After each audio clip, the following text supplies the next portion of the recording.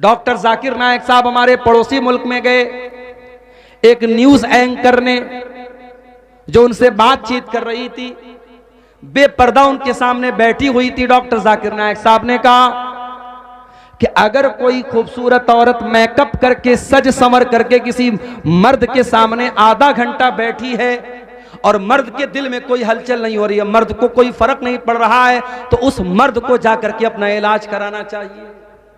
इतना कह दिया डॉक्टर जाकिर नायक। हालांकि मैं एक बात और बोल दूं आपको, डॉक्टर जाकिर नायक साहब जब से इंडिया से गए हैं, पहले यहां थे, अहले हदीस उलमा के साथ रहते थे।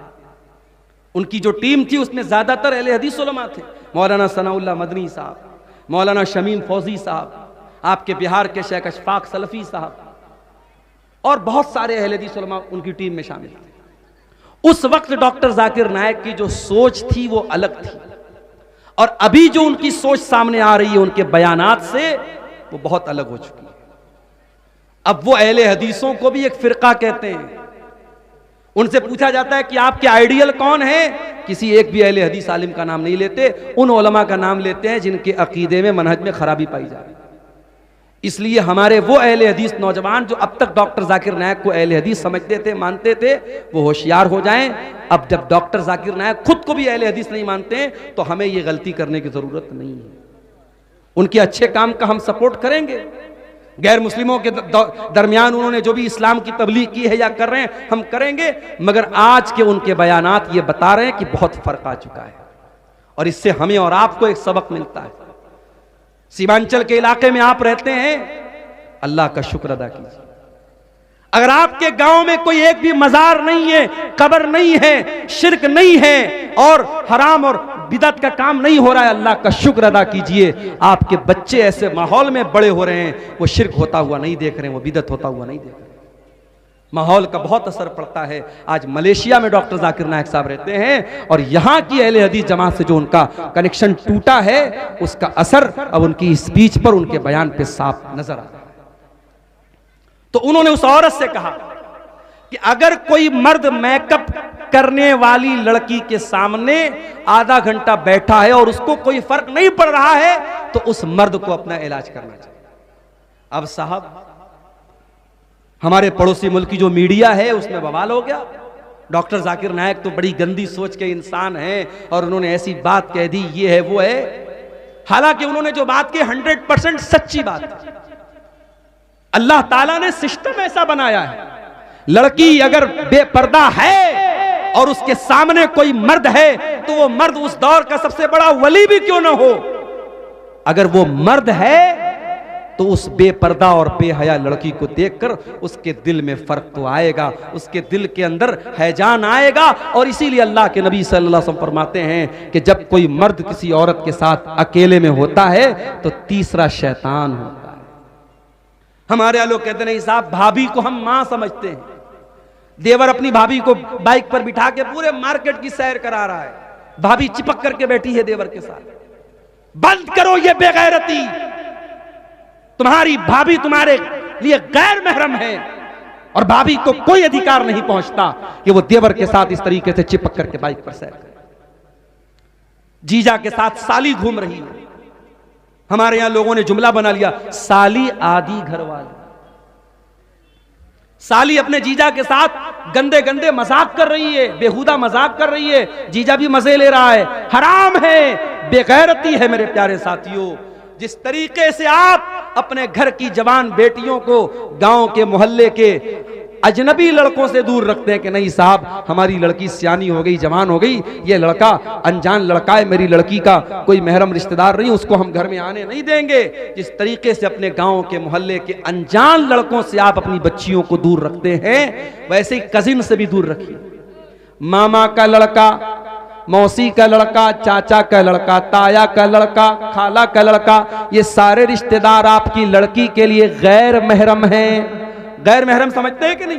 गैर महरम उसको बोलते हैं जिससे शादी हो सकती है। आपके लड़की की शादी खाला के लड़के से हो सकती है, मामू के लड़के से हो सकती है, चाचा के लड़के से हो सकती है, ताया के लड़के से हो सकती है। तो जितने भी गैर महरम लड़के हैं, जब आपकी बेटी जवान हो गई तो उसको मना कर दीजिए कि नहीं, उसके साथ सेल्फी जाके मत ले लेना, तू शादी में उसके साथ जाके मत खड़ी हो जाना, उससे दूर रहना, पर्दे में रहना, वो तेरे लिए गैर महरम है। ये ट्रेनिंग की जरूरत है, ये तरबियत की जरूरत है। मैं बाहर कहीं कहीं सफर में जाता हूं, किसी आदमी के घर में मैं ठहरा, उनकी छोटी बच्ची है 5 साल की, मैंने जाके सलाम किया, लड़के ने तो हाथ बढ़ाया, लड़की ने हाथ नहीं बढ़ाया। मैंने पूछा कि ये 5 साल की बच्ची है, मुसाफा करने के लिए हाथ क्यों नहीं बढ़ा रही है? तो लड़की ने कहा कि मेरे बाप ने मुझको ये शिक्षा दी है, मेरी माँ ने मुझको ये तालीम दी है कि तू लड़की है, तू सलाम तो कर सकती है, मगर किसी मर्द के साथ मुसाफा करना तेरे लिए मुनासिब नहीं है। मुझे बड़ी खुशी होती है कि 5 साल की बच्ची को ये शिक्षा और ये तालीम जो इस्लाम दे रहा है वो बाप अपनी बेटी को देता है। आज हमारे यहाँ जवान बेटियां हैं, बेपर्दा घर से निकल रही हैं, न माँ को कोई फर्क पड़ता है, जलसे में आई है सज करके संवर करके और ऐसे कपड़े पहन करके जिससे उनका जिस्म नजर आ रहा है, वो जलसे में आ रही हैं। माफ करना मेरे भाइयों, अगर आपके जलसों में ये औरतें आती हैं और बेपर्दा आती हैं और आकर के सड़कों पर खड़ी रहती हैं और नौजवान लड़के उनके आसपास मंडलाते रहते हैं, तो कान खोल करके सुन लो। इससे बेहतर है कि आप जलसों में लेडीज का इंतजाम करना बंद कर दीजिए, या तो आप लेडीज का इंतजाम करना बंद कर दीजिए या जलसों को करना बंद कर दीजिए। इस्लाम इस बात की परमिशन नहीं देता है। और मैंने देखा है इसी बिहार में आपके किशनगंज के इलाके में बहुत सारे प्रोग्राम हुए और बाकायदा पोस्टर पे लिख करके आया कि नहीं साहब, हमारे जलसे में कोई दुकान नहीं लगेगी, हमारे जलसे में लेडीज का इंतजाम नहीं होगा। जलसा हो रहा है, कुरान पढ़ा जा रहा है, हदीस पढ़ी जा रही है, पिंडाल में कुरान पढ़ा जा रहा है, हदीस पढ़ी जा रही है, और सड़क पर जो है बेहयाई हो रही है और दुकानों पर बेहयाई हो रही है। इस्लाम इस बात की इजाजत नहीं देता है। बेगैरती को खत्म करो मेरे साथियों। अगर आज हमारे घरों की लड़कियां बेपर्दा हैं तो मुझे कहने की इजाजत दीजिए कि औरतों की बेपर्दगी के पीछे बहुत बड़ा रीजन और बहुत बड़ा सबब उनके घर के मर्दों की बेगैरती है। अकबर इलाहाबादी का शेर है ना, बेपर्दा नजर आई कल जो चंद बीबियां, अकबर ज़मीं में गैरत कौमी से गड़ गया, पूछा जो उनसे आपका पर्दा वो क्या हुआ, कहने लगी कि अक्ल पे मर्दों के पड़ गया। आज औरतों का पर्दा मर्दों की अकल पर पड़ गया है मेरे प्यारे साथी। वो मर्द बेगैरत है जिसकी जवान बीवी, जवान बेटी, जवान बहन बेपर्दा होकर निकलती है और उसके माथे पर कोई बल नहीं पड़ता, उसके जिस्म पर और उसके दिल दिमाग पर कोई फर्क नहीं पड़ता, वो बेगैरत है। अल्लाह के प्यारे नबी फरमाते हैं, सलासतुन ला यंजुरुल्लाहु अज़्ज़ा व जल्ला इलैहिम यौमल क़ियामा। 3 लोग ऐसे होंगे जिनकी तरफ अल्लाह ताला कयामत के दिन देखेगा भी नहीं, बातचीत भी नहीं करेगा। नंबर 1, अल-आक़ु लिवालिदैहि, अपने माँ बाप से रिश्ता तोड़ने वाला, रिश्ता काटने वाला। माँ बाप गलत हो सकते हैं, माँ बाप के फैसले गलत हो सकते हैं, माँ बाप की बातों से आपका दिल भी दुख सकता है, माँ बाप की कोई बात गलत भी हो सकती है, मगर आपको इस बात की परमिशन नहीं है कि आप अपने माँ बाप से अपना रिश्ता तोड़ लें और माँ बाप के साथ आप गलत सलूक करें। इस्लाम इस बात की इजाजत नहीं देता है। ठीक है, माँ बाप गलत करेंगे, वो अपना अंजाम अल्लाह के यहाँ भुगतेंगे। इसी कटिहार के इलाके में एक नौजवान मेरे पास आया था, उसने कहा था मौलाना साहब, वालिदैन पर आपने बहुत तकरीर की है, बहुत बयान किया है, कभी मौका मिले तो इस पर भी बयान कीजिए कि आज बहुत सारे वालिदैन ऐसे हैं जो औलाद के साथ नाइंसाफी करते हैं। एक बेटे को जमीन दे दी, जायदाद दे दी, पैसा दे दिया, एक बेटा बेचारा परेशान है और बाप उससे रिश्ता तोड़ के बैठा है। दो अलग अलग आंखों से बाप अपने बच्चों को देख रहा है, नाइंसाफी कर रहा है। कभी इस पर भी तकरीर कीजिएगा। और मुझे याद है मैंने फेसबुक पर उस वक्त एक तहरीर लिखी थी और मैंने लिखा था कि समाज में सिर्फ ऐसा ही केस नहीं मिलता है कि माँ बाप की आंखों में औलाद की वजह से आंसू आते हो, समाज में ऐसा केस भी मिलता है जब औलाद की आंखों में माँ बाप की वजह से आंसू आते हैं। लेकिन मेरे भाइयों, अगर माँ बाप गलत भी हैं, आपको रिश्ता तोड़ने की और रिश्ता काटने की इजाजत नहीं है। आप अपनी तरफ से भलाई करते रहिए, हुस्न सलूक करते रहिए। अल-आक़ु लिवालिदैहि, अपने माँ बाप से रिश्ता तोड़ने वाला कयामत के दिन अल्लाह की नजर रहमत से दूर रहेगा। नंबर 2, वल्मरअतुल मुतरज्जिला, मर्दों की कॉपी करने वाली औरत, जो मर्दों की नकल करती है वो औरत भी कयामत के दिन अल्लाह की नजर रहमत से दूर रहेगी। नंबर 3 वद्दयूस, और वो बेगैरत मर्द अल्लज़ी युक़िर्रु फ़ी आलिहिल खुबुस, जिसके घर में बेहयाई हो रही है, जिसके घर में गंदा काम हो रहा है और उसको कोई फर्क नहीं पड़ रहा है, वो अपने घर में बेहयाई को होने दे रहा है, बेगैरती को होने दे रहा है, उस दयूस इंसान को भी अल्लाह ताला कयामत के दिन नहीं देखेगा। दयूस मत बनो मेरे भाइयों, दयूस मत बनाओ अपने परिवारों को, अपने घर की औरतों को इस्लामी पर्दे की तालीम दो, अपने घर में महरम और गैर महरम का फर्क रखो, और घर की औरतें जब घर से निकले तो इस बात का लिहाज रखो कि वो इस्लाम की शिक्षा और इस्लाम की तालीमात को फॉलो करते हुए घर से निकले। तो ये नौजवानों के अंदर ये बिगाड़ आज हम देख रहे हैं मेरे प्यारे साथी। वही लड़का वही लड़की जो माँ बाप की उंगली पकड़ के चला करता था, जब वो जवान हो जाता है, 15-16 साल का हो जाता है, 18 साल का लड़का या लड़की हो जाते हैं, जब वो जवान हो जाते हैं तो इतनी तेजी से जिंदगी की गाड़ी उनकी चलने लगती है कि फिर वो किसी के रोकने से भी नहीं रुकते। अल्लाह ने फरमाया अल्लाहुल्लज़ी खलक़कुम मिन ज़ुअफ़िन सुम्मा जअल मिन बादि ज़ुअफ़िन क़ुव्वा, अल्लाह ने तुमको कमजोर बनाया और कमजोरी के बाद, बचपन के बाद फिर अल्लाह ने तुमको ताकतवर बनाया, जवान बनाया।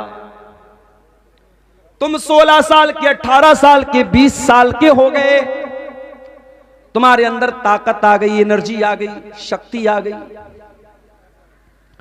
लेकिन जिस तरीके से सुबह जब सूरज निकलता है, सूरज जब सुबह को निकलता है तो सूरज की गर्मी में कमी होती है, सूरज की तपिश में कमी होती है, लेकिन सूरज जैसे जैसे आसमान के बीच में पहुंचता है और दोपहर का टाइम होता है तो सूरज अपने पूरे शबाब पर आ जाता है। सूरज की रोशनी में बड़ी गर्मी आ जाती है, सूरज जवान हो जाता है। लेकिन सूरज जब दोपहर के टाइम बहुत गर्म हो जाता है, उसके बाद फिर एक ऐसा टाइम भी आता है, वो सूरज धीरे धीरे ढलने लगता है और ढलते ढलते मगरिब का टाइम होते होते सूरज डूब जाता है। मेरे प्यारे साथियों, अरबी के अंदर एक कहावत है, लिकुल्ल जवादिन कबवा व लिकुल्ल सैफिन नबवा, जितना भी तेज रफ्तार दौड़ने वाला घोड़ा हो, एक ना एक दिन उस घोड़े को फिसलना पड़ता है, एक ना एक दिन वो घोड़ा फिसल करके गिर जाता है। और जितनी भी तेज तलवार हो, एक ना एक बार ऐसा होता है कि वो तलवार काम करना बंद कर देती है। मेरे नौजवान साथियों, अल्लाह कुरान में कह रहा है, हमने तुमको कमजोर बनाया और कमजोर के बाद तुम्हें ताकतवर बनाया, तुम्हें जवान बनाया, और जवानी के बाद जब तुम 40 साल के हो गए, 45 साल के हो गए, तुम्हारे बाल धीरे धीरे सफेद होने लगे, तुम्हारे बदन पे झुर्रियां पड़ने लगी, तुम्हारी हड्डियां कमजोर होने लगी, तुम जरा सा दौड़ने लगे तो हाँफने लगे, तुम्हारे बदन की ताकत कम होने लगी। इस बात का संकेत आ गया, इस बात की अलामत बन गई कि अब तुम्हारी जवानी का पीरियड खत्म होने लगा, अब तुम बुढ़ापे में दाखिल हो गए। अल्लाहुल्लज़ी खलक़कुम मिन ज़ुअफ़, अल्लाह ने तुमको कमजोर बनाया, सुम्मा जअल मिन बादि ज़ुअफ़िन क़ुव्वतन, फिर कमजोरी के बाद जवान बनाया, सुम्मा जअल मिन बादि क़ुव्वतिन ज़ुअफ़न व शैबा, और फिर ताकत के बाद अल्लाह ने तुमको दोबारा फिर कमजोर बनाया, फिर बूढ़ा बनाया। पता ये चला इंसान के जीवन में 3 दौर आते हैं, एक बचपन का दौर, एक जवानी का दौर, एक बुढ़ापे का दौर। अल्लाह ने बचपन को भी कमजोरी का दौर कहा, अल्लाह ने बुढ़ापे को भी कमजोरी का दौर कहा, बीच में ताकत का एक ही दौर है मेरे साथियों, वो जवानी का दौर है। ये जवानी का दौर अल्लाह ताला ने आपको ताकत का दौर दिया है। इस जवानी में आप जो कर सकते हैं वो बुढ़ापे में नहीं कर सकते, वो बचपन में नहीं कर सकते। इस जवानी में आपके अंदर जो ताकत और जो एनर्जी है वो 50 साल के होने के बाद भी आपको नहीं मिलने वाली, और 10 साल के बच्चे के अंदर भी वो ताकत नहीं मिलने वाली। ये ताकत का जमाना है, ये एनर्जी और शक्ति और पावर का जमाना है। लेकिन जवानी का ये दौर, हमें से बहुत बड़ी तादाद ऐसी है जो जवानी के इस दौर का मिस यूज कर रही है। इसका गलत इस्तेमाल कर रही है, इसका नाजायज इस्तेमाल कर रही है। कोई ऐसा भी नौजवान है जिसकी जवानी ज़िना के अड्डों पर गुजर रही है। कोई ऐसा भी नौजवान है जिसकी जवानी अपनी आंखों को गलत चीजों को देखने में गुजर रही है। कोई ऐसा भी नौजवान है जिसकी जवानी शराब में, चरस में, गांजे में और नशे में गुजर रही है। कोई ऐसी भी नौजवान लड़की है जिसको अल्लाह ताला ने जवानी की नेमत भी दिया है, खूबसूरत भी बनाया है, और वो अपनी खूबसूरती का गलत इस्तेमाल कर रही है। वो ज़िनाकारी के रास्ते पर जा रही है, वो बदकारी के रास्ते पर जा रही है। कान खोल करके सुन लो मेरे नौजवान भाइयों, मेरी नौजवान बहनों, मेरे प्यारे नौजवान साथियों, इस जवानी की नेमत का अल्लाह ताला हम सबसे हिसाब अलग से लेगा। सारी जिंदगी का हिसाब तो होगा, अलग से कयामत के दिन जवानी का हिसाब हमें अलग से देना पड़ेगा। अल्लाह के प्यारे नबी फरमाते हैं, ला तज़ूलु क़दमा इब्ने आदम मिन इंदि रब्बिही यौमल क़ियामा। कयामत के दिन कोई इंसान अपनी जगह से हिल नहीं पाएगा जब तक वो 5 सवालों का जवाब न दे दे। अन उम्रिही फीमा अफना, मेरे बंदे मैंने तुझको 50 साल की, 60 साल की, 70 साल की तुझको जिंदगी दी थी, तूने अपनी जिंदगी को कहां गुजारा, तूने अपना जीवन कहां गुजारा, तेरी 60 साल की जिंदगी कहां गुजरी, तू हिसाब दे। दूसरा सवाल, वन शबाबिही फीमा अबला, मेरे बंदे तूने अपनी जवानी को कहां गुजारा, जो 20 साल से लेकर के 40 साल का दौर था, जो ताकत का दौर था, जो एनर्जी का दौर था, मेरे बंदे तूने जवानी के दौर को कहां गुजारा। और तीसरा सवाल, वन मालिही मिन ऐन इक्तसबहू, तूने माल कहां से कमाया, बिजनेस करके कमाया, नौकरी करके कमाया, मजदूरी करके कमाया, जुआ के जरिए कमाया, सट्टे के जरिए कमाया, ड्रीम 11 के ऊपर तूने गेम खेल के कमाया, तूने किस तरीके से पैसा कमाया, तू अपनी कमाई का हिसाब दे। और चौथा सवाल, वफीमा अनफकहू, तूने माल कहां खर्च किया। और 5वां सवाल, वमाजा अमिला फीमा अलिमा, तूने जो इल्म हासिल किया, तूने कुरान और सुन्नत के बारे में जो सुना, जो जाना, जलसों में गया, तकरीरों में गया, खुतबे जुमा में सुना, तूने जो भी इल्म हासिल किया, उस इल्म के ऊपर तूने अमल कितना किया, तुझे इसका हिसाब देना पड़ेगा। माफ करना मेरे भाई, 5 सवाल हैं ये कयामत के दिन। ये आपके सीमांचल के रहने वाले एक बड़े ही कॉमन और बड़े ही आम आदमी, जिसके पास कोई पढ़ाई लिखाई भी नहीं है, कोई डिग्री भी नहीं है, उसको भी इस सवाल का जवाब देना है। और दिल्ली और मुंबई जैसे बड़े बड़े शहरों में रहने वाला और पढ़ा लिखा और कॉलेजों में और यूनिवर्सिटियों में पढ़ा हुआ इंसान, उसको भी इन 5 सवालों का जवाब देना है। किसी की गर्दन कयामत के दिन बच नहीं सकती इन 5 सवाल का जवाब दिए। और इसमें जो 5वां सवाल होगा, वमाजा अमिला फीमा अलिमा, तूने जो इल्म हासिल किया, उस इल्म के ऊपर तूने अमल कितना किया। ये सीमांचल के लोगों को इस सवाल का जवाब ज्यादा देना पड़ेगा। अक्टूबर का महीना शुरू हो चुका है, आधा के करीब खत्म भी हो चुका है, नवंबर बाकी है, दिसंबर बाकी है।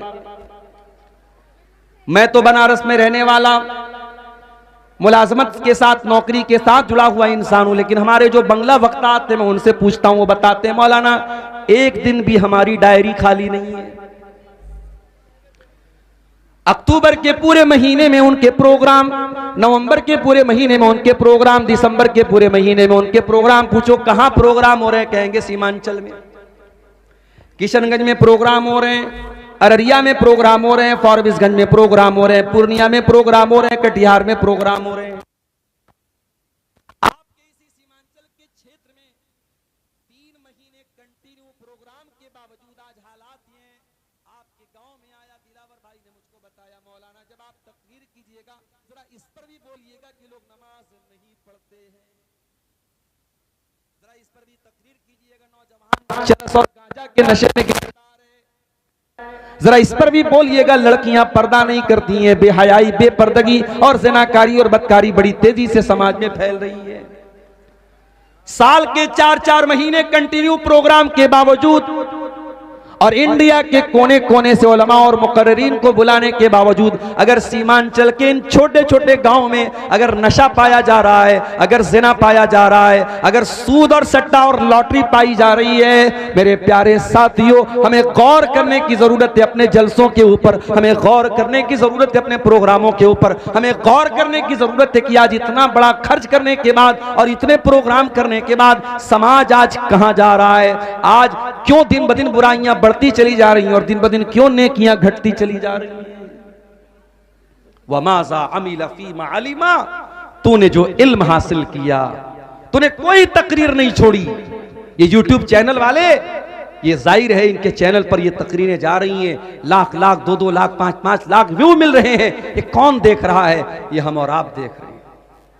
यानी तकरीरें सुनने वालों की भी कमी नहीं है, तकरीरें बयान करने वालों की भी कमी नहीं है। इल्म बयान हो रहा है, इल्म आम हो रहा है। अगर कमी है मेरे भाइयों तो उसके ऊपर अमल की कमी है। मेरे प्यारे साथियों, इन जलसों में आने के बावजूद अगर आप बेनमाजी के बेनमाजी रह गए, अगर गांजा और चरस पीने वाला अगर अपने गांजा और चरस को न छोड़ सका, शराब पीने वाला अगर अपने शराब को न छोड़ सका, पर्दा न करने वाली लड़की बेपर्दा ही रह गई, ज़िनाकारी और बदकारी में जो नौजवान मुलव्विस है वो अपने गलत काम से बाज ना आया। मेरे प्यारे नौजवान भाई और बहनों, कल कयामत के दिन इस सवाल का तुम क्या जवाब दोगे जरा मुझे बता दो।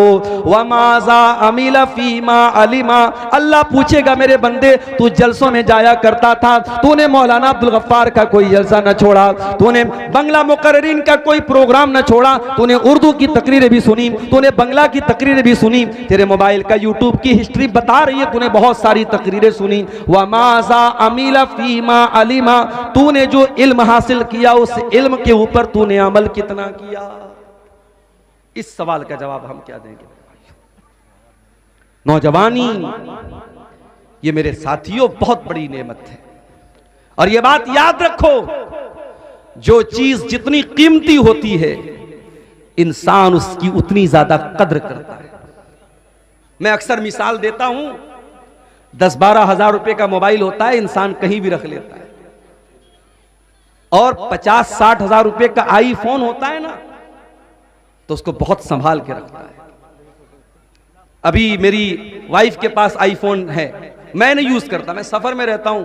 एक बार बिहार के ही एक सफर में ट्रेन में मेरा मोबाइल चोरी हो गया, मैंने तब से कान पकड़ लिए, भाई महंगा मोबाइल मैं नहीं इस्तेमाल करूंगा, नॉर्मल मोबाइल इस्तेमाल करता हूं 10-12 हजार का।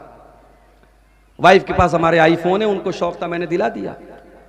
उसका चार्जर काम करना बंद कर देता है मोबाइल का, आईफोन का। अब वो आईफोन के सर्विस सेंटर में मैं गया, मैंने कहा साहब चार्जर खराब हो गया है, अभी मेरा मोबाइल वारंटी में है, आप दे दीजिए मुझको दूसरा चार्जर। उन्होंने कहा नहीं साहब अभी तो चार्जर ये बेंगलोर से आएगा, आपको 1 हफ्ता रुकना पड़ेगा। 1 हफ्ता आज के दौर में मोबाइल कौन स्विच ऑफ करके रखेगा। मैं मार्केट में गया, मैंने सोचा दूसरा चार्जर ले लूं। आईफोन का ओरिजिनल चार्जर सिर्फ उसका जो एडाप्टर आता है वो 1500-1600 रुपए का है, उसका जो वायर आता है वो 1500-1600 रुपए का, यानी पूरा चार्जर अगर आप ओरिजिनल चार्जर लेंगे 3000 का चार्जर मिलेगा। मैंने घर आके अपनी वाइफ से कहा कि और लो आईफोन, चार्जर खराब हो गया, अब चलो 3000 रुपया खर्च करके नया चार्जर तुमको दिलाऊं। लोकल चार्जर भी आप लेने जाएंगे आईफोन का 500-600 रुपए से कम का नहीं मिलेगा, जबकि दूसरे मोबाइल का आपको 100 रुपए में 150 रुपए में आसानी से मिल जाएगा। तो जो चीज जितनी कीमती होती है उसका मेंटेनेंस भी उतना कीमती होता है। जवानी कीमती है तो जवानी का मेंटेनेंस भी कीमती है मेरे भाई। बूढ़ा इंसान है, उसके सामने से कोई खूबसूरत लड़की गुजरी, उसको अपनी आंखों पर कंट्रोल करना मुश्किल नहीं है, वो बूढ़ा हो चुका है, उसकी उम्र निकल चुकी है, उसके जज्बात ठंडे पड़ चुके हैं।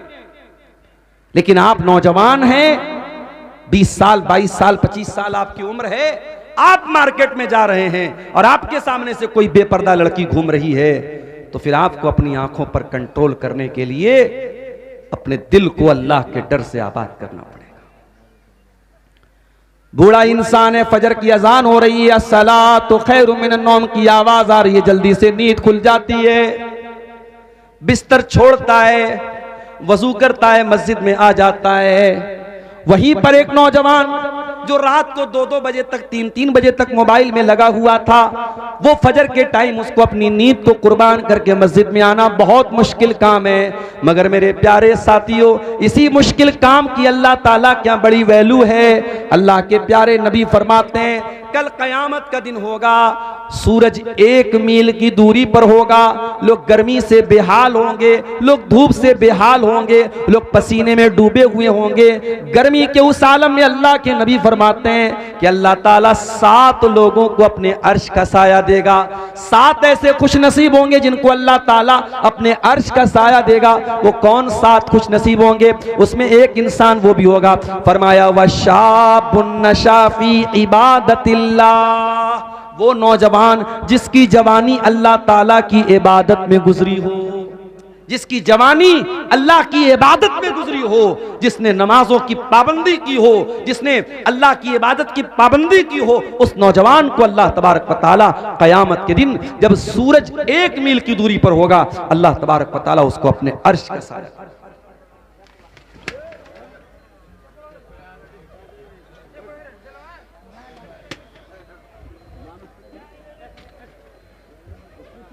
कोई बात नहीं, पीछे वो बैलून वगैरह लगे हुए हैं, वही फूट गए होंगे, कोई मसला नहीं, छोड़िए। तो मेरे भाइयों, जवान इंसान का इबादत में अपने आप को लगाना ये आसान काम नहीं है, मुश्किल काम है। और इस मुश्किल काम को करने का सवाब क्या है? अल्लाह के प्यारे नबी फरमाते हैं वशाबुन नशा फी इबादतिल्लाह, वो नौजवान जिसकी जवानी अल्लाह की इबादत में गुजरी। आज हमारा नौजवान कहां जा रहा है? आज मस्जिदों में जाकर के आप देख लें, जलसा हो रहा है, प्रोग्राम हो रहा है। फजर की नमाज में आप इसी इलाके की मस्जिद में जाकर के देख लें, आपको बहुत कम नौजवान मिलेंगे जो फजर की नमाज जमात के साथ पढ़ते हैं। अभी मेरे पास एक लड़के का फोन आया, झारखंड का रहने वाला लड़का, मेडिकल की तैयारी कर रहा है कोटा के अंदर। हम जानते हैं कोटा, बस कीजिए, अब थोड़ा शांति बनाए रखिए ना, डिस्टर्ब मत कीजिए। कोटा राजस्थान का एक बड़ा मशहूर शहर है, मेडिकल की तैयारी होती है वहां, पूरे इंडिया से लड़के लड़कियां वहां जाके मेडिकल की तैयारी करते हैं। मेरे पास फोन आया, लड़का रहने वाला कहां का है? झारखंड का, पाकुड़ का। कल शाम की बात बता रहा हूं आपको, मैं इलाहाबाद में था, बनारस से 100 किलोमीटर दूर। उसका फोन आया मेरे पास, उसने कहा मौलाना साहब एक बात आपसे कहनी है। मैंने कहा बताइए क्या बात है?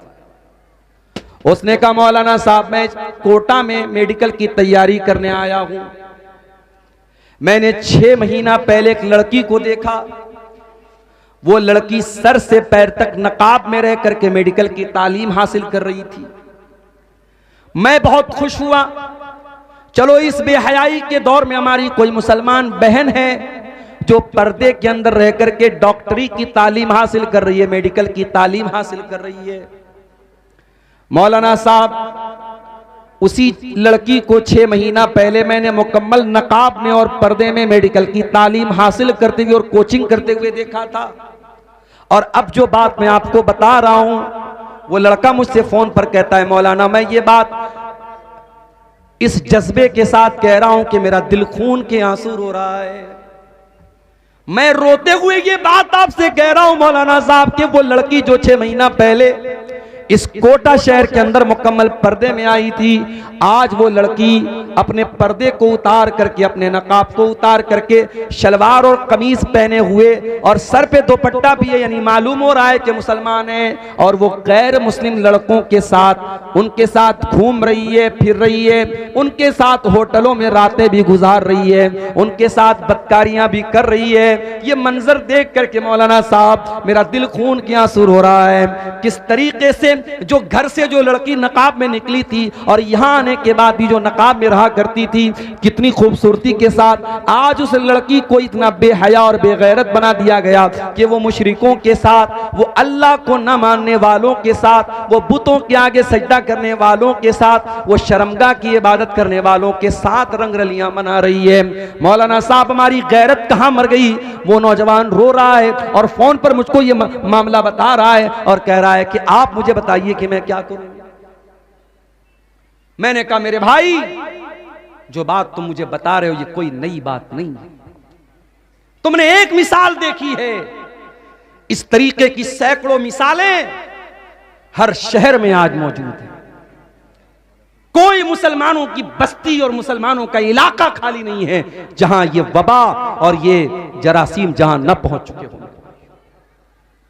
कल तक दिल्ली से खबरें आती थी, मुंबई से, कलकत्ता से खबरें आती थी, मुसलमान लड़की गैर मुस्लिम के साथ भाग गई, काफिर हो गई, मुर्तद हो गई। अब कटिहार से भी खबरें आना शुरू हो गई हैं, अब पूर्णिया और किशनगंज से भी हालात और वाकयात मिलने लगे, अब बनारस और मऊ से भी वाकयात मिलने लगे, अब छोटे छोटे शहरों से भी ये वाकयात मिलने लगे। आज मुसलमान लड़कियां गैर मुस्लिमों के साथ बाकायदा मुर्तद हो रही हैं, इस्लाम को छोड़ रही हैं और उनके मजहब में दाखिल हो रही हैं। मेरे प्यारे भाइयों, इस्लामी तारीख में ऐसा दौर कभी नहीं देखा गया। इस्लाम इतना हकीर तो कभी न था, ईमान इतना सस्ता तो कभी न था कि किसी के आई लव यू बोल देने पर एक लड़की अपने ईमान को कुर्बान कर दे, किसी के मोहब्बत के दो मीठे बोल सुन करके एक लड़की अपने इस्लाम को छोड़ दे। ये दौर आज हम बदनसीबों को देखना पड़ रहा है। मेरे प्यारे भाइयों, हमने तो तारीख में पढ़ा था जब सलाहुद्दीन अय्यूबी रहमतुल्लाह अलैह अपने फौजियों के साथ जब यहूदियों का मुकाबला कर रहे थे, जब बैतुल मुक़द्दस को यहूदियों के कब्जे से और सलीबियों के कब्जे से वो छुड़ा रहे थे, तो एक ऐसा दौर भी आया था कि यहूदियों ने अपनी लड़कियों को भेजा था और उन लड़कियों ने मुसलमान फौजियों को बाकायदा ऑफर किया था, अपने कपड़े को उतार करके अपने जिस्म को बरहना करके उन मुसलमान फौजियों का ईमान खरीदने की कोशिश की थी। मगर सलाहुद्दीन अय्यूबी रहमतुल्लाह अलैह के वो फौजी उन लड़कियों के बरहना जिस्म को देखने के बावजूद नहीं पिघले। उन्होंने कहा नहीं नहीं, ऐ यहूदी औरतों, हम तुम्हारे दामे फरेब में फंसने वाले नहीं हैं, हम तुम्हारे जाल में फंसने वाले नहीं हैं, हम तुम्हारे चक्कर में आने वाले नहीं हैं। हम अल्लाह के लिए और हम इस्लाम के लिए ये काम कर रहे हैं। और जब तक उन्होंने बैतुल मुक़द्दस को यहूदियों के और सलीबियों के कब्जे से रिहा न कर लिया, तब तक उन्हें चैन की नींद ना आई। हमने तो वो दौर देखा था मेरे भाई। हमारी तारीख तो ऐसी रही है कि हजरते सुमैया रजी अल्लाह ताला अन्हा अपने जवान बेटे के सामने और अपने शौहर के सामने जब उनको जंजीरों में जकड़ दिया गया और अबू जहल ने धमकी दी कि ऐ सुमैया कोई जवान औरत नहीं है, 50-55 साल की बूढ़ी औरत है। अबू जहल कहता है सुमैया, अगर तूने मोहम्मद का दीन नहीं छोड़ा, तूने इस्लाम नहीं छोड़ा, हम तेरे जवान बेटे के सामने तुझे बरहना कर देंगे, तुझे नंगा कर देंगे, तेरे बदन के कपड़े छीन लेंगे। सुमैया रजी अल्लाह ताला अन्हा मुसलमान थी, औरत थी, एक माँ भी थी। एक माँ के लिए इससे बढ़ के शर्म की और गैरत की बात क्या होगी, उसके जवान बेटे के सामने माँ को नंगा कर दिया जाए। मगर सुमैया, तेरे ईमान का क्या कहना, तेरी इस्तिकामत का क्या कहना, तेरे दीन का क्या कहना। सुमैया ने अपने जवान बेटे के सामने नंगा हो जाना गवारा कर लिया मेरे प्यारे साथियों। मगर सुमैया ने ईमान से कॉम्प्रोमाइज नहीं किया, इस्लाम से कॉम्प्रोमाइज नहीं किया। चश्मे फलक ने वो मंजर भी देखा, सुमैया के बदन से कपड़े उतार लिए गए, सुमैया को नंगा कर दिया गया, जवान बेटे के सामने उसकी माँ को नंगा कर दिया गया। बेटे ने अपनी आंखों को झुका लिया, माँ बेचारी आंखें बंद करके इस जिल्लत को सह रही है। और इस पर भी अबू जहल ने बस न किया और बर्छी उठा करके उसने बरहना करने के बाद हजरत सुमैया की शर्मगाह के ऊपर बर्छी मार करके उनको शहीद कर दिया। ओ लोगों, इस्लाम की राह में पहला खून बहाने वाली अगर कोई खातून है, जाओ मैं आपकी जनरल नॉलेज में इजाफा कर देता हूं कि इस्लाम के लिए पहली शहादत हासिल करने वाली अगर कोई खातून है, उनका नाम हजरत सुमैया बिन्ते खय्यात है, जो अम्मार की माँ है, जो यासिर की बीवी है। ओ लोगों, हमने तो वो इतिहास देखा था, हमने तो वो तारीख देखी थी। आज हम तारीख के कौन से दौर में आ गए कि आज मुसलमान लड़की अपने ईमान को छोड़ करके एक मुशरिक के साथ रंगरलियां मना रही है, इस्लाम को छोड़ रही है, ईमान को छोड़ रही है, दीन को छोड़ रही है। क्या हमें नहीं मालूम? इस्लाम से बड़ी मेरे भाइयों कोई नेमत नहीं है, इस्लाम से बड़ी कोई नेमत नहीं है। हम फकीरों के पास दुनिया में कुछ ना हो, रहने को ढंग का मकान ना हो, खाने को ढंग का खाना ना हो, पीने को पानी ना हो, रहने को छत ना हो, अगर हमारे पास ईमान है, कल कयामत के दिन अल्लाह पूछेगा क्या लेके आए। अल्लाह पूछेगा मेरे बंदे तू दुनिया में तो बड़ी गुर्बत के साथ रहा करता था, एक झोपड़ी में, एक झुग्गी में रहा करता था, तेरे पास ज्यादा दौलत भी न थी, तेरे घर में अच्छे खाने भी न बना करते थे, तूने बड़ी परेशानियों की जिंदगी गुजारी है। बंदा कहेगा अल्लाह मैंने सारी परेशानी तो उठा ली, तेरी तौहीद को कभी न खोया, अय अल्लाह तेरे दीन को कभी न खोया। वला तमूतुन्न इल्ला व अंतुम मुस्लिमून पर अय अल्लाह मैं अमल करता रहा, अय अल्लाह मैंने मरते दम तक इस्लाम की हिफाजत की और इस्लाम को लेकर के आज मैं आया हूं। अय अल्लाह मैंने दुनिया में कभी शिर्क न किया, कभी कुफ्र न किया। जब वो बंदा ईमान को लेकर के जाएगा अल्लाह तबारक व तआला उसे जन्नत में दाखिल करेगा। और एक दूसरा इंसान आएगा जो बहुत दौलत लेकर के और बहुत पैसा लेकर के आएगा, जमीन भर के सोना लेकर के आएगा। अल्लाह पूछेगा क्या तू ईमान लेकर के आया? बंदा कहेगा अल्लाह मेरे पास ईमान की दौलत नहीं है, मैं इस्लाम नहीं लाया, मैं काफिर हो गया, मैं मुशरिक हो गया, मैं मुर्तद हो गया। अल्लाह कुरान में कहता है इन्नल्लज़ीना कफरू व मातू व हुम कुफ्फार, जो ईमान के बगैर दुनिया से चले जाएंगे, जो कुफ्र की हालत में दुनिया से चले जाएंगे, फलन युक़बला मिन अहदिहिम मिलउल अर्दि ज़हबा, वो जमीन भर के सोना भी अगर लेके आ जाएं, उनका जमीन भर के सोना भी अल्लाह क्या कबूल नहीं किया जाएगा। आज के नौजवान को तो मालूम ही नहीं है इस्लाम किसको कहते हैं, तौहीद किसको कहते हैं। क्रिसमस आता है, ये बेचारा सोशल मीडिया पर अपने आप को भाईचारा दिखाने के लिए ये लिखता है मैरी क्रिसमस। कोई गैर मुस्लिम का त्योहार आता है, ये शुभकामनाएं देता है, ये शिर्क और कुफ्र के कामों पर मुबारकबाद देता है। मेरे प्यारे साथियों, शराबी शराब पीता है, गलत काम करता है, जिनाकार जिना करता है, गलत काम करता है, नशा करने वाला नशा करता है, गलत काम करता है, चोरी करने वाला चोरी करता है, गलत काम करता है। मगर शिर्क से बड़ा कोई पाप नहीं है, शिर्क से बड़ा कोई गुनाह नहीं है। अल्लाह की धरती पर रहकर, अल्लाह का दिया हुआ खाकर, अल्लाह की ऑक्सीजन में सांस लेकर, अल्लाह की जमीन में रह करके इंसान जब अल्लाह के साथ शिर्क करता है, इतना बड़ा पाप है, अल्लाह इस पाप को कभी माफ नहीं करेगा। वो अल्लाह जो गफूरुर रहीम है, जो माफ कर देने वाला, बहुत क्षमा कर देने वाला है, वो अल्लाह कुरान में कहता है इन्नल्लाह ला यगफिरु अन युशरक बिही व यगफिरु मा दून ज़ालिका लिमन यशा। ऐ मेरे बंदो, तुम शिर्क करोगे तो हम तुम्हारे शिर्क को माफ नहीं करेंगे। शिर्क के अलावा तुम कोई और गुनाह करोगे हम माफ कर सकते हैं, मगर शिर्क हमारी बारगाह में माफ नहीं होगा। शिर्क अल्लाह ताला माफ नहीं करेगा। आज हमारे बहुत सारे मुसलमान भाई भी शिर्क कर रहे हैं। अभी एक त्योहार आया था जिसको त्योहार बना दिया गया 11वीं शरीफ। जानते हो ये 11वीं शरीफ का त्योहार क्या होता है? पता नहीं, आपके सीमांचल में तो ये त्योहार मनाने वाले हमारे भाई नहीं है। बनारस और मऊ में आप आके देखें, हमारे बहुत सारे भाई 11वीं शरीफ मना रहे हैं। क्या करते हैं उस दिन अच्छी अच्छी चीजें खाने पकाने की बनाते हैं और उस पर मन्नत मानते हैं। किसके नाम की? शेख अब्दुल कादिर जिलानी रहमतुल्लाह अलैह, जो बहुत बड़े अल्लाह के नेक बंदे थे, उनके नाम पे बिरयानी बन रही है, उनके नाम पे खिचड़ा बन रहा है, उनके नाम पे चीजें बन रही हैं और उनके नाम से गरीबों में बांटी जा रही है। मेरे प्यारे साथियों, अल्लाह कुरान में जब हराम चीजों की लिस्ट बयान करता है तो क्या कहता है? इन्नमा हर्रमा अलैकुमुल मैतता वद्दमा वलहमल खिंजीर। अल्लाह तुम पर हराम कर रहा है किस चीज को? मुर्दार को और सूअर के गोश्त को।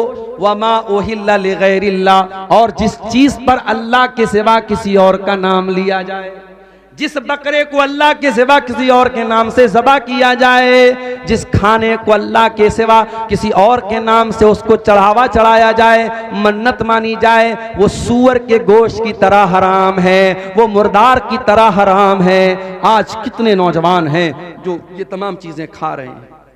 अभी मेरे पास भी व्हाट्सएप पर मैसेज आता है, मौलवी साहब फला जगह से मुझे ऐसी चीज़ मिली है जो किसी बुत के ऊपर चढ़ाई गई थी।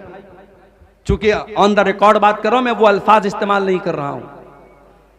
किसी बुत के ऊपर कोई चीज चढ़ाई गई है और वो चीज ला करके हमें दी गई, तो क्या हम उसे खा सकते हैं? ये आज मुसलमान पूछ रहा है। वो मुसलमान जो कुरान की आयत पढ़ता है कि अल्लाह सूअर और मुर्दार के साथ उस चीज का जिक्र कर रहा है जिस पर गैरुल्लाह का नाम लिया गया। तो मेरे नौजवान साथियों, पहले अपने अकीदे की फिक्र करो, अपनी तौहीद की फिक्र करो और आगे बढ़िए।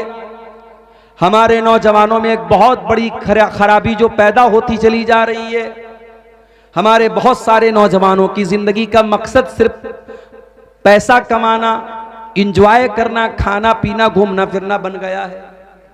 जिंदगी का 3 मकसद है, इंजॉय करो, खाओ पियो, इंजॉय करो।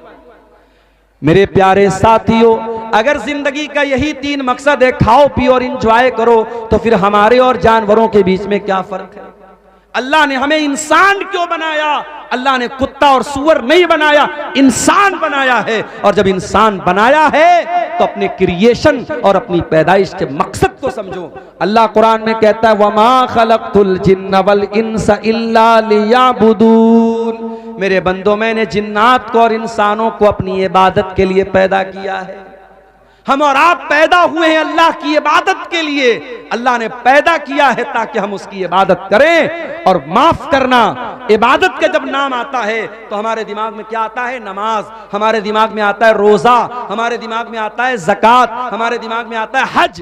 माफ करना, आप अपनी बीवी का हक अदा करते हैं, बच्चों का हक अदा करते हैं, हलाल रोजी कमाने के लिए धक्के खाते हैं, हलाल रोजी कमाने के लिए सफर करते हैं। आपका कारोबार भी इबादत है, आपका बीवी बच्चों का हक अदा करना की भी इबादत है। आप अल्लाह की मर्जी के मुताबिक जो भी काम करते हैं वो इबादत में आएगा। और अल्लाह ने इसी इबादत के लिए हमें और आपको पैदा किया है। दुनिया का दस्तूर है, जो चीज अपना मकसद पूरा नहीं करती उसे यूजलेस बना करके फेंक दिया जाता है। ये माइक मेरे सामने रखा है, ये माइक काम ना करे, मैं हटा के फेंक दूंगा इसको। ये सामने कैमरे लगे हुए हैं, या अगर ये कैमरा काम करना बंद कर दे, मोबाइल डेड हो जाए, तो बिला वजह कोई इसको स्टैंड में लगा के सामने नहीं रखेगा। भाई अब कैमरा काम नहीं कर रहा है, डेड हो गया, फोन डिस्चार्ज हो गया, फौरन हटा के खत्म कर देगा। दुनिया का दस्तूर है मेरे भाई, जो चीज अपना काम करना बंद कर देती है उसे हम डस्टबिन में डाल देते हैं। मेरे प्यारे साथियों, अल्लाह तबारक व तआला ने हमको अपनी इबादत के लिए पैदा किया है। अगर ये मकसद हम पूरा नहीं करते हैं तो हम भी यूजलेस हो जाएंगे, हम भी बेकार हो जाएंगे। और आज हम बेकार हो चुके हैं। आज जिसका जी चाहता है हमें आंखें दिखाता है। अभी उत्तर प्रदेश का मामला हमारे सामने मौजूद है, जुल्म करने वाले भी वही हैं और हम मजलूम होने के बावजूद हमें को मारा भी जा रहा है, हमें को सजा भी दी जा रही है। ये हालात क्यों पैदा हो गए मेरे प्यारे साथियों?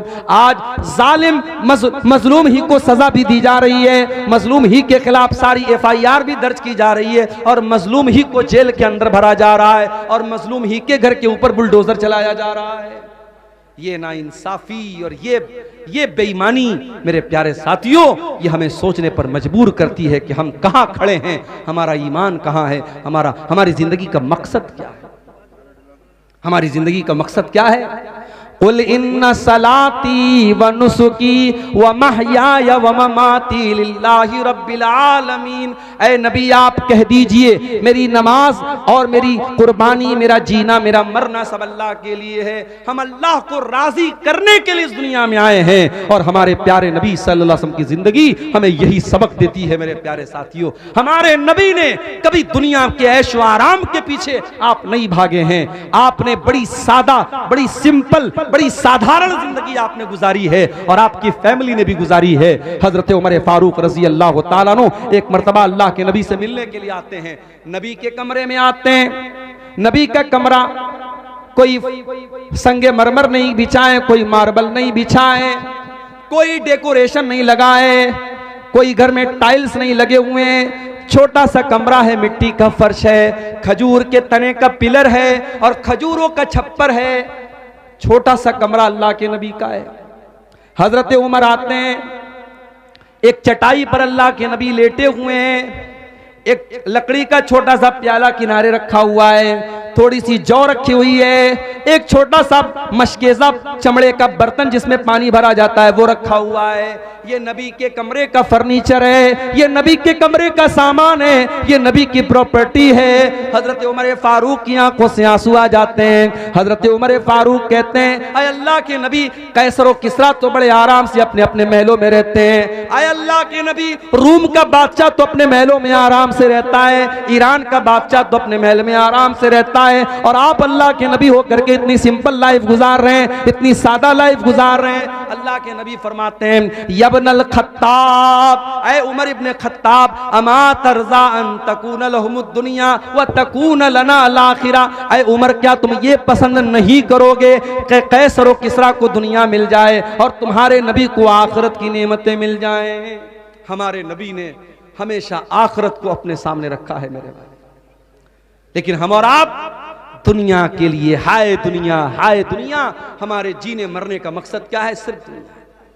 जबकि हम जानते हैं इस दुनिया की हकीकत क्या है। अल्लाह के नबी फरमाते हैं, लौ कानत दुनिया तादिलु इंदल्लाहि जनाह बऊज़तिन मा सकल्लाहु मिन्हा काफिरा। अगर दुनिया की हकीकत अल्लाह के नजदीक अगर मच्छर के पर के बराबर भी होती तो अल्लाह किसी काफिर को एक घूंट पानी भी न देता। अल्लाह इस दुनिया में काफिर को, शराबी को, जानी को, बदकार को, हरामखोर को, सबको खिला रहा है, सबको पिला रहा है। इसका मतलब कि एक मच्छर के पर के बराबर भी अल्लाह के नजदीक दुनिया की हैसियत नहीं। और आगे बढ़िए, यही वो दुनिया है जिसको कमाने के लिए आज हमारा नौजवान हराम रास्ते अपना रहा है, लॉटरी खरीद रहा है, जबकि उसको मालूम है कि उसके मजहब में लॉटरी हराम है। सूद खा रहा है, जबकि उसको पता है कि मेरे मजहब में सूद इतना बड़ा गुनाह, इतना बड़ा गुनाह है। अल्लाह के नबी फरमाते हैं कि सूद के 70 से ज्यादा दर्जे हैं, जिसमें सबसे हल्का दर्जा यह है, अय्यन की हर रजुल उम्महू, के इंसान अपनी सगी मां के साथ जिना करे। सगी मां के साथ जिना करने से बड़ा गुनाह है सूद खाना। हमारा नौजवान आज सूद खा रहा है। मेरे पास इसी बिहार से मधुबनी साइड से फोन आया एक नौजवान लड़के का जो अपनी बहन का इलाज कराने के लिए परेशान था। उसने कहा, मौलाना साहब, मेरी बहन बहुत बीमार है, इलाज कराना चाहता हूं, कुछ मदद कर दीजिए। मैंने कहा, मेरे भाई, मैं तो तुम्हारे गांव में गया हूं, बड़े पैसे वाले लोग हैं तुम्हारे गांव में, तो अपने गांव के किसी आदमी से कहो कर्जा ले लो, मदद मांग लो, कर्जा ले लो। उसने कहा, मौलाना साहब, मेरे गांव में बहुत मुसलमान पैसे वाले हैं, मुझको कर्जा भी देने को तैयार हैं, मगर मैं कर्जा लेने को तैयार नहीं हूं। मैंने कहा, क्यों? उसने कहा, वो कर्जा जो मुझको देंगे, अगर 1 लाख देंगे तो उनको 1,10,000 चाहिए, वो 1 लाख देंगे तो उनको 1,20,000 चाहिए, वो कर्जा देंगे तो ब्याज पर देंगे, सूद पर देंगे, और मैं सूद देना नहीं चाहता। ये हालात आज मुसलमान कौम के हैं, जिनके मजहब में यह सिखाया गया कि कर्जा के ऊपर कोई प्रॉफिट नहीं कमा सकते। अगर आप किसी को 100 रुपया कर्जा देते हैं और ये तय करके देते हैं कि वो 100 का 110 देगा, हराम है, वो 10 रुपया ब्याज है, सूद है, इंटरेस्ट है। अगर आप किसी को 100 रुपया कर्जा देते हैं और ये तय करके देते हैं कि वो 100 रुपया कर्जा आपको लौटाएगा और साथ में आपको चाय पिलाएगा, तो वो चाय भी आपके लिए। क्या हो रहा है भाई, काहे डिस्टर्ब कर रहे हो? फोड़ दो ना सारे गुब्बारे एक साथ फोड़ दो, बार बार क्यों डिस्टर्ब? अगर 100 रुपया आपने किसी को कर्जा दिया और उस 100 रुपये के कर्जे पर अगर आपने सामने वाले से चाय भी अगर मांग ली तो ये चाय भी आपके लिए हराम है। मसला नोट करो, कर्जे पर आप प्रॉफिट नहीं कमा सकते। प्रॉफिट कमाना है, बिजनेस करो, पार्टनरशिप करो, पैसा लगा के। कर्जा दिया है, कर्जा मदद के लिए दिया जाता है, कर्जा कमाने के लिए दिया जाता है। इस्लाम में कर्जे के ऊपर आप प्रॉफिट नहीं कमा सकते। इमाम अबू हनीफा रहमतुल्लाह अलैह बहुत बड़े इमाम गुजरे हैं।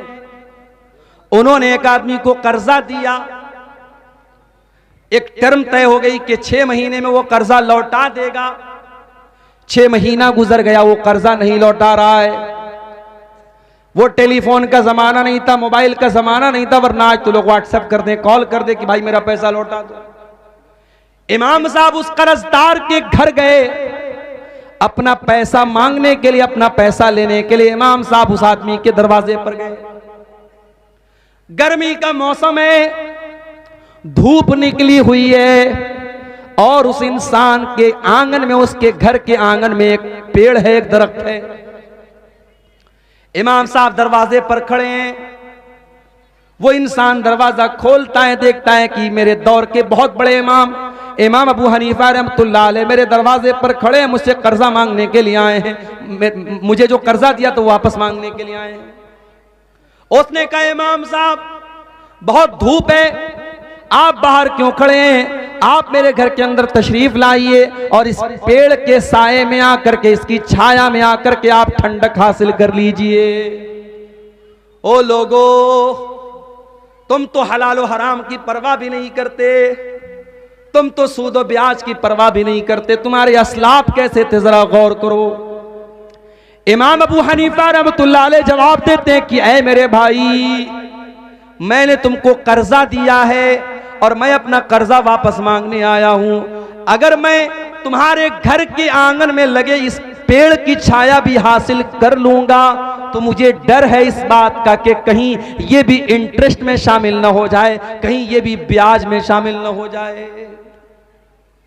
मुझे इस बात का डर है कि मैं चूंकि तुमको कर्जा दिया है, ऐसे आया होता, मेहमान के तौर पे आया होता, तुम्हारे घर बैठ के एक गिलास पानी भी पी लेता, मगर मैं कर्जा मांगने आया हूं, अपना कर्जा वापस मांगने आया हूं। और अगर आज मैं तुम्हारे पेड़ के नीचे मैंने छाया हासिल कर ली तो मुझे इस बात का डर है कि कहीं ये भी हराम ना हो जाए, ये भी सूद में शामिल ना हो जाए। मेरे प्यारे साथियों, इस्लाम इस कदर सेंसिटिव दीन है। इस्लाम हमें एक दूसरे की मदद करना सिखाता है, एक दूसरे की मजबूरी से फायदा उठाने की तालीम इस्लाम नहीं देता है। इतना बड़ा सीमांचल का इलाका है, बड़ी बड़ी संस्थाएं आपने बनाई हैं, क्यों नहीं आपने एक छोटा सा बैतुल माल बनाया?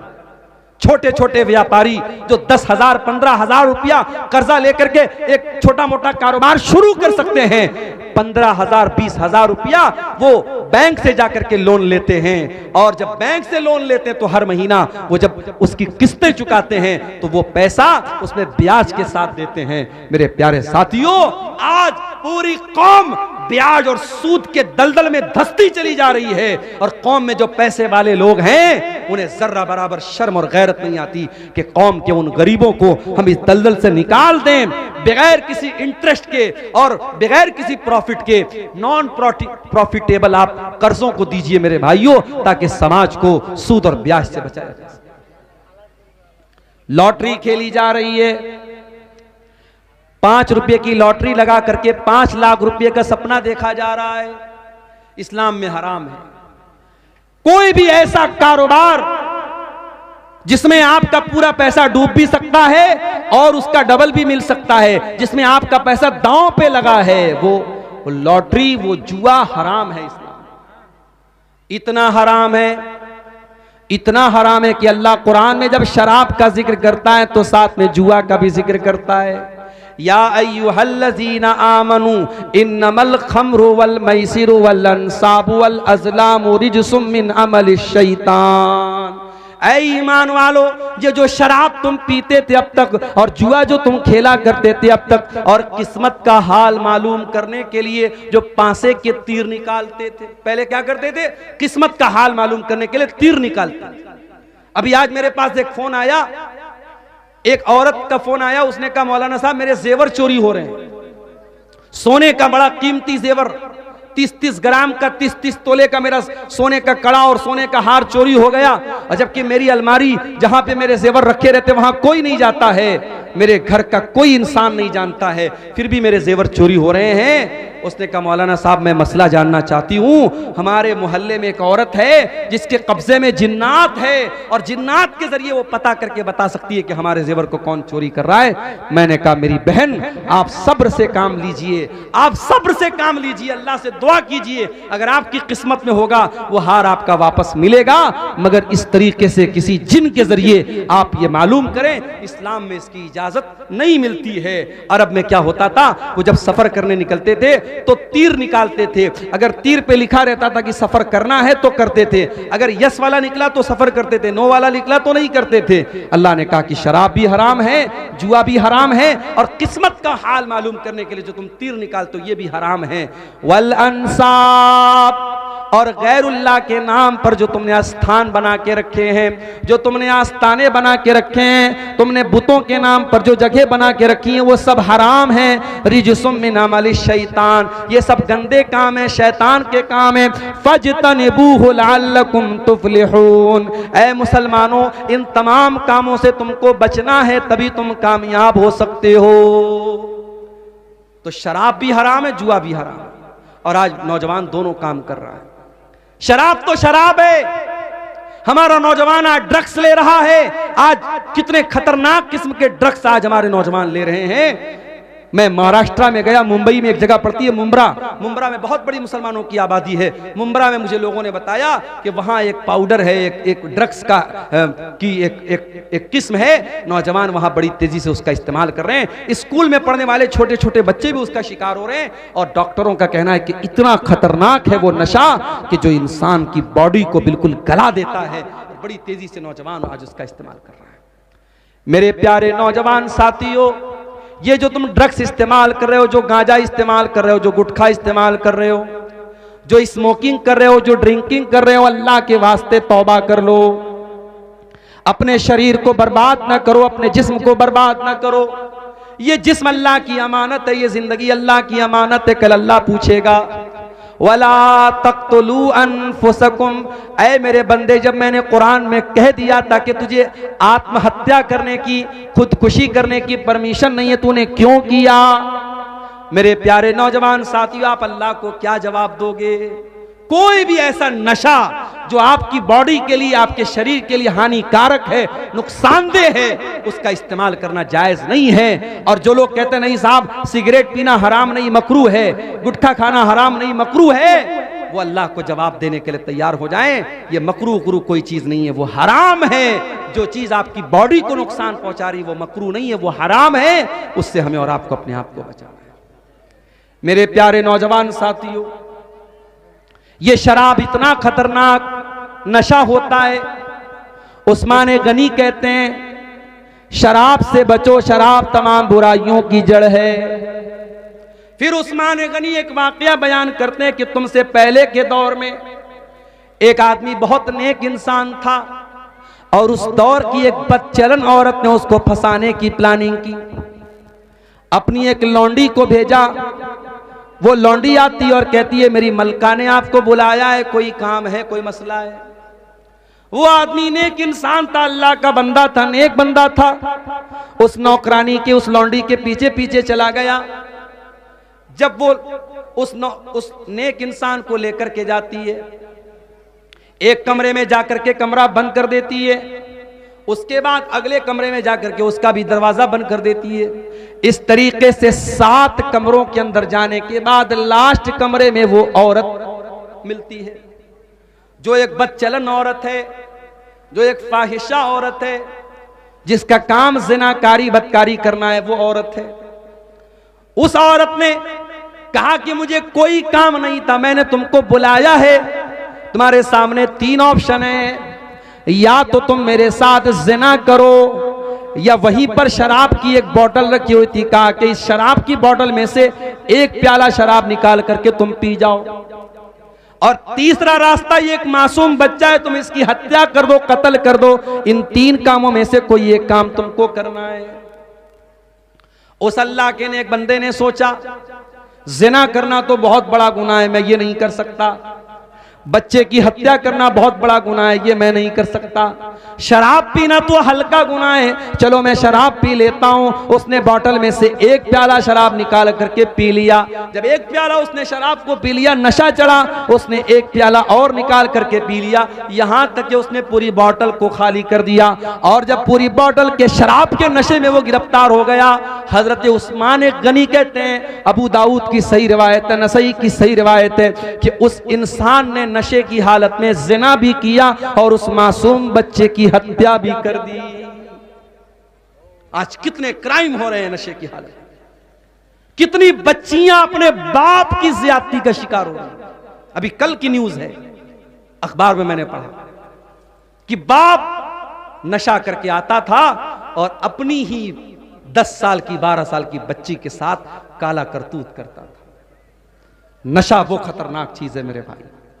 जिसने बाप की और बेटी की सीमाओं को भी खत्म कर दिया, जिसने मर्यादाओं को खत्म कर दिया, जिसने भुला दिया कि बाप अपनी बेटी को किस नजर से देख रहा है। इसलिए मेरे अजीजों, अपने आप को नशे से बचाओ, अपने समाज को नशे से बचाओ। बिहार सरकार आज नशे के खिलाफ अभियान चलाती है। कोई जाके कह दे नीतीश कुमार जी से, कोई जाके कह दे बिहार सरकार से कि तुमने आज नशे के खिलाफ अभियान छेड़ा है, तुमने नशे के ऊपर आज रोक लगाई है। मोहम्मद रसूलुल्लाह सल्लल्लाहु अलैहि वसल्लम 1400 साल पहले नशे पर रोक लगाई है। आज की सरकारों को नशे पर रोक लगाने के लिए एडवर्टीजमेंट करना पड़ता है, विज्ञापन करना पड़ता है, अखबार में देना पड़ता है, रेडियो पर देना पड़ता है, टीवी पर देना पड़ता है। मेरे नबी ने कोई विज्ञापन नहीं किया, कोई एडवर्टीजमेंट नहीं किया, कोई प्रचार नहीं किया। मेरे नबी ने कुरान की आयत पढ़ के सुना दी। अल्लाह ईमान वालों से कह रहा है कि ऐ ईमान वालों, शराब हराम है, फहल अंतुम मुंतहून। ऐ ईमान वालों, शराब हराम है, क्या अभी भी तुम शराब पियोगे? क्या अभी भी तुम नशा करोगे?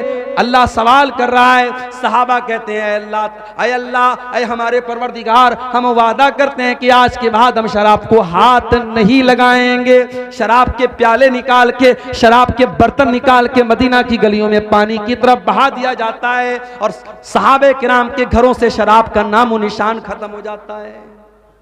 ईमान हो तो ऐसा हो मेरे भाई, अल्लाह का डर हो तो ऐसा हो।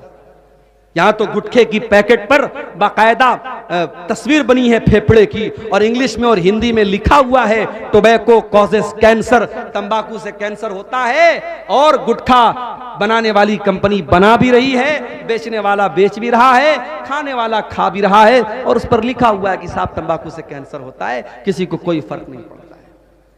इस्लाम ऐसा दीन नहीं है मेरे भाई। इस्लाम सिर्फ 5 टाइम की नमाज पढ़ने का नाम नहीं है, माफ कीजिएगा।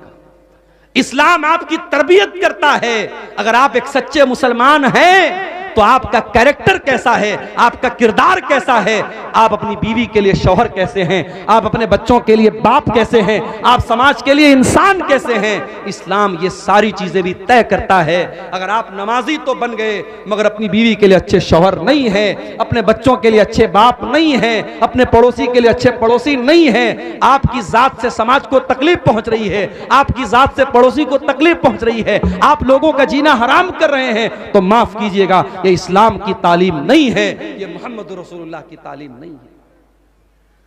मेरे नौजवान साथियों, आज इन चीजों का जायजा लेने की जरूरत है। अपनी माओ बहनों से भी कहना चाहूंगा, अपनी जिम्मेदारियों को समझो। आज मुसलमान औरत दुनिया के लिए बहुत बड़ा चैलेंज बन चुकी है। और एक आखिरी चीज, हम नौजवानों के अंदर ये चीज भी बड़ी तेजी से देख रहे हैं, और वो चीज क्या है? वो चीज है उलमा से दूर होना। कल तक जो काम हम उलमा से लेते थे, वो आज हम मोबाइल से लेने लगे।